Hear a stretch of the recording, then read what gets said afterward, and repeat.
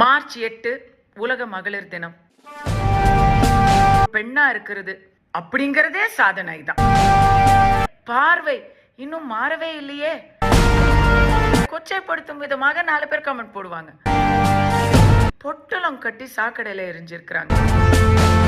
ஆஹா, தமிழ்நாட்டுல இல்லப்பா, எல்லாம் வடக்குலப்பா.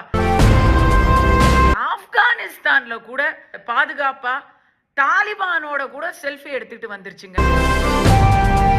இந்த குஷ்பு உறுப்பினரா இருக்காங்களே, நேஷனல் கமிஷன் ஃபார் விமன்.